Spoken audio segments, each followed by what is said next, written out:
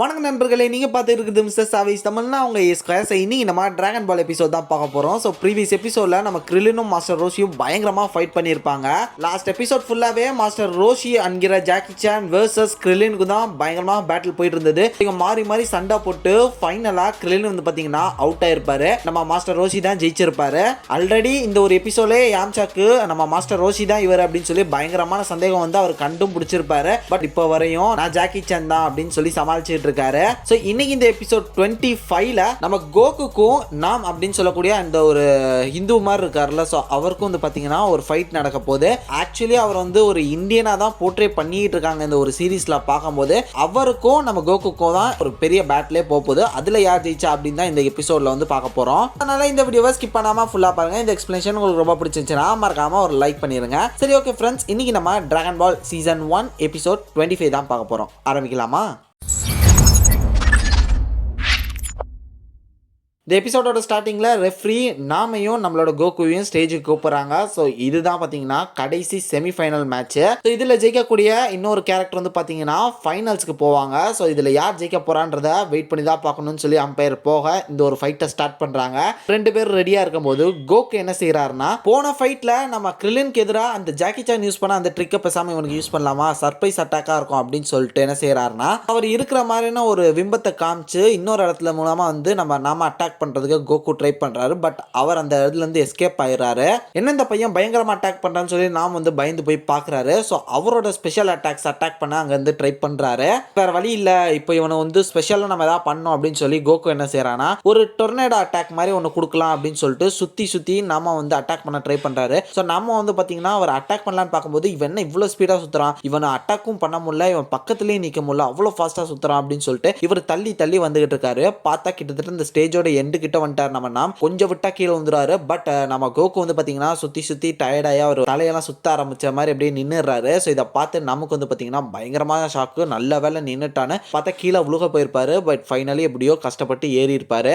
So இந்த ஒரு battle நான் தோக்குற மாதிரி இல்ல, இது மூலமா கிடைக்கிற காசை வச்சு எங்க வில்லேஜுக்கு நான் தண்ணி அவங்களுக்கு தர வேண்டிய வசதி எல்லாத்தையும் நான் அப்படியே வாங்கி கொடுப்பேன். இந்த ஒரு பேட்டில் நான் ஜெயிச்சே ஆகணும்னு சொல்லி பாத்தீங்கன்னா ஒரு பயங்கர முடிவில் இருக்காரு. இது வந்து ஒரு வெற்றி மட்டும் இல்லாம அவங்களோட மொத்த வில்லேஜுக்கும் அது மூலமா தான் பார்த்தீங்கன்னா ஒரு புது வாழ்க்கையே பிறக்க போகுது அப்படின்ற ஒரு நம்பிக்கையில நாம இருக்காரு. அதனால டெஃபினட்டா இந்த ஃபைட்டை விட்டு கொடுக்க கூடாது, இவன் மயங்கி விழுந்துட்டா இந்த சான்ஸையும் விடக்கூடாது அப்படின்னு சொல்லிட்டு இந்த தடவை என்னோட ஸ்பெஷல் டெக்னிக்கை யூஸ் பண்ணிட அப்படிதான், இதான் அதுக்கான சரியான சான்ஸ் அப்படின்னு சொல்லி அங்கே செம்ம ஹைட்டுக்கு ஜம்ப் பண்றாரு. ஸோ இதை பார்த்து எல்லாருமே மிரண்டு போறாங்க. பயங்கரமான ஹைட்டுக்கு நாம் பறந்து போய் அவரோட ரெண்டு கையும் வச்சு, சாரி கண்ணா மன்னிச்சுக்க, இது வந்து உன்னை கொல்லாது பட் பயங்கரமா ஹர்ட் பண்ணும் அப்படின்னு சொல்லிட்டு, உன்னை கொல்றது என்னோட நோக்கம்லாம் இல்லை அப்படின்னு சொல்லிட்டு பயங்கர ஃபாஸ்டா வந்து கோகு அடிக்க வராரு. ஸோ இப்போதான் அடிச்சே ஆகணும், அவன் எந்திரிக்கிறான் அப்படின்னு சொல்லிட்டு பார்க்கும்போது நம்ம கோகு லைட்டாக கண்ணெல்லாம் திறந்து பார்க்குறாரு. பட் நாம் வந்து பார்த்தீங்கன்னா பயங்கரமான அட்டாக்காக கோகுவோட கழுத்திலே ரெண்டு கையை வச்சு அடிக்கிறாரு. இதை பார்த்து எல்லாருமே மிரண்டு போய் பார்க்குறாங்க. கோகு ஒரு மாதிரி ஷாக்கார மாதிரி பார்த்து டக்குன்னு மயங்கி விழுந்துடுறான்.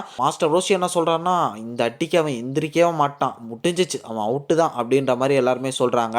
இங்கே கோகு எந்திரிக்கல, ஒன்றும் பெருசாலாம் அட்டாக் பண்ணல, ஒரு 10 இல்லை 8 நாளில் நீ எந்திரிச்சிருவா, கவலைப்படாத அப்படின்ற மாதிரி நாம் சொல்கிறாரு. இப்போ நீ எண்ணி ஆகணும், கொஞ்சம் மேலே வரியா அப்படின்னு சொல்லி ரெஃப்ரியை கூப்பிட்டா, ஆமாம் நான் மறந்துட்டேன் அப்படின்னு சொல்லிட்டு ஸ்டேஜுக்கு வந்து என்ன ஆரம்பிக்கிறாரு. புல்மா தூரத்துலேருந்து பார்க்குறாங்க, கோகு நான் சேவே மாட்டான், அது பயங்கரமான அட்டாக்காக இருக்கும்னு நினைக்கிறேன், அவ்வளோதான் அப்படின்னு சொல்லிட்டு இவங்களாரும் யோசிச்சுட்டு இருக்கா. கிட்டத்தட்ட 9 எண்ணும் போது பார்த்தீங்கன்னா டக்குன்னு கோகு எந்திரிச்சு நின்றாரு. இதை பார்த்து நாம் எல்லாருமே மிரண்டு போகிறாங்க. எப்படா நீ எந்திரிச்சு நின்று அப்படின்னு மாஸ்டர் ரோஷியெல்லாம் செம்ம ஷாக்காகி பார்த்துக்கிட்டு இருக்காரு. இது என்னோட பெஸ்ட் அட்டாக், ஃபைனல் ஹோப்பாக இருந்தது, அதுலேயுமே எந்திரிச்சிட்டானே அப்படின்னு சொல்லி பார்த்தீங்கன்னா நாமும் வந்து பயங்கர ஷாக் ஆகிறாரு. அவருக்கு வந்து கழுத்து பயங்கரமாக வலிக்குது போல கோகுக்கு. அவர் ஒரு மாதிரி கத்துறாரு, இட்ஸ் பெயின்னு. இது என்ன வேஸ்டா போச்சு அப்படின்னு சொல்லி நாம் பயந்து போய் நிக்க, மறுபடியும் இவனை அட்டாக் பண்றதுக்காக பயங்கர ஃபர்ஸ்டா மேல போறாரு. கோகு பாத்தீங்கன்னா ரெக்கவர் ஆயிட்டாரு. இவன் பறந்து போறான் அப்படின்னு சொல்லிட்டு நம்ம கோகு ஃபர்ஸ்டா மேல போறாரு. இவங்களுக்கு ஒண்ணுமே புரியல, என்னடா இவனும் மேல போயிட்டான் அப்படின்னு சொல்லிட்டு மறந்து போய் பாக்குறாங்க. இந்த தடவை நான் அட்டாக் பண்றது அவனுக்கு மரணடியா இருக்கணும் அப்படின்னு சொல்லிட்டு நாம் கிட்டத்தட்ட மேகத்தெல்லாம் பிரிச்சுக்கிட்டு மேல போயிட்டாரு.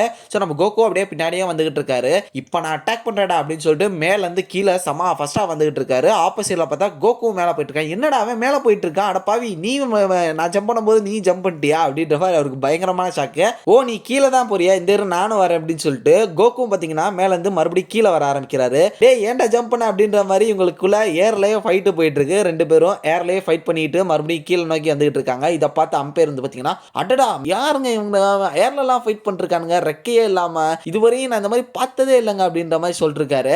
மேல இருந்து சமா ஃபர்ஸ்டா நம்ம கோகு ஃபர்ஸ்ட் கீழே இறங்கிறாரு. நாம வந்து பாத்தீங்கன்னா அவர் அட்டாக் பண்றதுக்காக கீழே இறங்கும்போது பாத்தீங்கன்னா கரெக்டா நம்ம கோகு சமா ஃபாஸ்டா வந்து பயங்கரமா அவரோட வயிற்றுலே ஒரு உதவுறாரு. ஸோ இதன் மூலமா நாம வந்து பாத்தீங்கன்னா அந்த ஒரு ஸ்டேஜ்ல இருந்து கீழே விழுந்துறாரு. ஸோ இதோட நாம் வந்து இந்த ஒரு செமிஃபைனல்ல அவுட்ன்ற மாதிரி ஆக நம்ம கோகு வந்து அந்த இடத்துல வின் ஆகிறாரு. ஸோ எல்லாருமே பயங்கர ஹாப்பியா வந்து பார்த்துட்டு இருக்காங்க. நம்ம மாஸ்டர் ரோஷிலாம் மறந்து போய் பார்க்க கிரில்லினும் நம்ம யாம்சாவும் அதை செலிப்ரேட் பண்ணிட்டு இருக்காங்க. எல்லாருமே பயங்கர சந்தோஷமா நமக்கு கோகு வந்து செலிப்ரேட் பண்ணிட்டு இருக்காங்க. அம்பையர் என்ன சொல்றாருன்னா ஒரு சின்ன பையன் ஃபைனல்ஸ்குள்ள போறான், இது வந்து ரொம்ப ரொம்ப மிகப்பெரிய விஷயம் அப்படின்ற மாதிரி சொல்லி அவரை வந்து பிரைஸ் பண்ணிட்டு இருக்காரு. ஸோ நாம வந்து பாத்தீங்கன்னா இதை அக்செப்ட் பண்ணிட்டு இது வந்து ஒரு நல்ல ஃபைட் அப்படின்ற மாதிரி அவரை வந்து கங்க்ராட்ஸ் பண்றாரு. நாங்க கட் பண்ணா இப்போ ஸ்டேஜுக்கு பின்னாடி நம்ம கோகு யாம்சா கிரில்லின் இவங்க 3 பேர் பேசிட்டு இருக்க நம்ம மாஸ்டர் ரோஷி வராரு. அடுத்த ஃபைட்டு நம்ம மாஸ்டர் ரோஷி என்கிற ஜாக்கி சான் வர்சஸ் கோகு தானே. இதை பத்தி அவங்க பேச வரும்போது நம்ம நாம வந்து பாத்தீங்கன்னா அவங்க ஊருக்கே போறதுக்காக கிளம்பிட்டு இருக்காரு. மாஸ்டர் ரோஷி எங்க போற அப்படின்னு சொல்லிட்டு ஃபைனல் பார்க்கலையா நீ அப்படின்ற மாதிரி கேட்கும்போது இல்ல எனக்கு அதோட ஒரு முக்கியமான விஷயம் இருக்கு, இருக்கணும்னு ஆசை தான், ஆனா நான் போகணும் அப்படின்ற மாதிரி சொல்லும் போது அவருக்கு லைட்டா தோணுது நான் இப்போ தோத்துட்டேன், ஃபைனல்ல நான் ஜெயிக்க போறது இல்ல, இப்போ நான் எப்படி என்னோட தம்பி எங்களோட வில்லேஜில் இருக்க பீப்புள்ஸ்லாம் பார்ப்பேன், அவங்களுக்கு எப்படி தண்ணி இதெல்லாம் கொடுப்பேன், எப்படி அவங்க மூஞ்சல் நான் முழிப்பேன் அப்படின்ற மாதிரி ரொம்ப சோகமா இருக்காரு. நம்ம மாஸ்டர் ரோஷி ஒரு நிமிஷம் இரு அப்படின்னு சொல்லி நாம்கிட்ட அந்த ஒரு கேப்சூலை தூக்கி போடுறாரு, டைனோ கேப்சூல். இது அவர் பிடிக்கிறாரு. இது டைனோ கேப்சூல் தானே அப்படின்னு கேட்குறாரு. ஆமா அதில் நிறைய எக்யூப்மெண்ட்ஸ் இருக்கு, ஃபுட்ஸ் இது மாதிரி ஏகப்பட்ட ஸ்டாக்ஸ் இது எல்லாமே இருக்கு, வெஹிக்கல்ஸ் இதெல்லாம் இருக்கு, அதெல்லாம் நீ யூஸ் பண்ணிக்க அப்படின்னும் போது எப்படி உங்களுக்கு இதெல்லாம் தெரியும் அப்படின்னும் போது மனசுன்றது வந்து ஒரு புத்தகம் மாதிரி கண்ணா, அதை ஈஸியாக எல்லாராலையும் படிக்க முடியும் அப்படின்னு சொல்லும்போது அப்போ நீங்க தான் அந்த பையன் சொன்ன மாதிரி மாஸ்டர் ரோஷி அப்படின்னு சொல்லும்போது டே கத்தாதரா இருடா, என்னோட பசங்களுக்கு அது கேட்டக்கூடாதரா அப்படின்னு சொல்ல நல்ல வேலை அவங்களுக்கு கேட்கல, ஆமா தயவு செஞ்சு யார்ட்டையும் சொல்லிடாத அப்படின்னு சொல்லும்போது இவங்க 2 பேரும் வெளியே இருந்து பேசிட்டு இருக்காங்க. ஆனா நீங்க ஏன் நீங்க மாஸ்டர் ரோஷின்றதை இது பண்ணாம ஜாக்கி சான் அப்படின்ற மாதிரி சொல்லி உங்களோட ஸ்டூடெண்ட்ஸ் கூட சண்டை போறீங்க அப்படின்னும் போது இந்த மாதிரி அவங்களோட திறமைகளை நான் டெஸ்ட் பண்ணணும். ஸோ அந்த 2 பேரும் நல்ல ஒரு திறமையான பசங்க, அவங்க 2 பேரும் ஒரு நல்ல ஃபைட்டர்ஸ், பட் மார்ஷியல் ஆர்ட்ஸ்ன்றது அவங்க நினைக்கிற மாதிரி இல்லைன்னு காட்டணும், அவங்க இதுக்கு வந்து எப்படி ட்ரெயின் ஆயிருக்காங்கன்றத நான் செக் பண்ண வந்திருக்கேன், அதனால தான் நான் வந்து அவங்களுக்கு ஆப்போனண்டா அவங்க கூட வந்து ஃபைட் பண்ண வந்திருக்கேன் அப்படின்ற மாதிரி அவரோட அந்த ஒரு விஷயத்தை வந்து அவர் எதுக்காக இப்படி ஜாக்கி சான்ற அந்த ஒரு உருவத்தை மாறி அவங்களோட ஸ்டூடெண்ட்ஸ் எதிர்த்தே அவர் சண்டை போடுறாரு அப்படின்ற ஒரு விஷயத்த நமக்கு சொல்லி புரிய வைக்கிறாரு. ஸோ பேரலா பார்த்தீங்கன்னா நாமும் என்ன சொல்றாருன்னா சார் இந்த மாதிரி எனக்கு இந்த டைனோ கேப்சூல்லாம் வேணாம், நான் வந்து எதிர்பார்க்கறதே வேற, பணம் இதெல்லாம் நான் வந்து எதிர்பார்க்குறேன், எதுக்கானா இந்த மாதிரி தண்ணிக்காக அப்படின்ற மாதிரி சொல்ல நீ அதுதான் எதிர்பார்க்குறியா, வா என் கூட வா அப்படின்ற மாதிரி சொல்லி அவர் ஒரு கிணத்தை காட்டுறாரு. இது எல்லாமே ஃப்ரீ தான், இந்த தண்ணி எல்லாத்தையும் நீயே வச்சுக்க, இந்த மாதிரி மொத்தத்தையும் நீயே வச்சுக்க அப்படின்னு போது என்னது ஃப்ரீயா அப்படின்னு சொல்லி நான் மிரண்டு போய் பார்க்குறாரு. ஸோ அந்த ரெஃப்ரி அப்புறம் என்ன சொல்றாருன்னா இந்த மாதிரி ஜாக்கி சான் அண்ட் கோகு இவங்க ஸ்டேஜுக்கு வாங்க, அவங்களோட ஃபைட் ஸ்டார்ட் ஆக போகுது ஃபைனல் அப்படின்ற மாதிரி சொல்லும் போது மாஸ்டர் ரோஷி போறாரு. சரி நான் வரேன் அப்படின்ட்டு அப்புறம் டக்குன்னு நம்ம மாஸ்டர் ரோஷி ஓடி வந்து நம்மகிட்ட எனக்கு ஒரு ஹெல்ப் பண்றியா அப்படின்ற மாதிரி கேட்க இங்க மாஸ்டர் ரோஷி வந்து ஃபைட் பண்றதுக்கு போயிட்டு இருக்காரு. அப்ப யாம்சா என்ன சொல்றாருன்னா ஒரு மாஸ்டரே தன்னோட ஸ்டூடெண்ட் கூட ஃபைட் பண்ண போறாரு அப்படின்ற மாதிரி சொல்ல நான் எத்தனை தடவை சொல்லுவேன் இந்த மாதிரி மாஸ்டர் ரோஷி நான் இல்லை அப்படின்னு, அங்க பாரு அப்படின்னு சொல்லிட்டு காட்ட நம்ம நாம வந்து பாத்தீங்கன்னா மாஸ்டர் ரோஷியோட வேஷத்துல வந்து நிக்கிறாரு. அதை பார்த்தோன்னே யாம்சாக்கு பயங்கர ஷாக்கு, ஓ மாஸ்டர் ரோஷி அங்கதான் இருக்காரா அப்படின்னு சொல்லி கண்ணெல்லாம் தொடச்சிட்டு பார்க்கும்போது சாரிங்க நீங்க தான் மாஸ்டர் ரோஷி, நான் நினைச்சு தப்பா நினைச்சிட்டேன் மன்னிச்சிருங்க அப்படின்னு நீ நிறைய தடவை எனக்கு மன்னிப்பு கேட்கணும் அப்படின்னு சொல்லிட்டு அங்க ஸ்டேஜுக்கு போறாரு. யாம்சா அந்த மாதிரி சொல்றாரு அவர் மாஸ்டர் ரோஷி நான் நினைச்சேங்க, ஆனா இங்க பாரு அப்படின்னு சொல்லிட்டு கோகுட்டே கிரில்லின்டே பேசிட்டு இந்த மாதிரி மாஸ்டர் ரோஷி வேற இடத்துல இருக்காரு, நான் இவர் மாஸ்டர் ரோஷின்னு ஜாக்கி சானை தப்பா நினைச்சிட்டேன், இவர் ஜாக்கி சான் தான் அப்படின்ற மாதிரி சொல்ல எனக்கு தெரியாத மாஸ்டர் ரோஷியை பத்தி அப்படின்னு சொல்லிட்டு அவங்க சொல்லிட்டு இருக்கும் போதே பாத்தீங்கன்னா இங்க நாம் அவரோட அந்த வேஷத்தை கலைச்சிட்டு அவர் வந்து கிளம்புறாரு அவரோட ஊருக்கே. தேங்க்ஸ் மாஸ்டர் ரோஷி, நீங்க பண்ணதை நான் மறக்கவே மாட்டேன், எல்லாத்துக்கும் தேங்க்ஸ் அப்படின்ற மாதிரி அவரோட அந்த வேஷத்தை கலைச்சிட்டு அவர் அங்க இருந்து கிளம்புறாரு.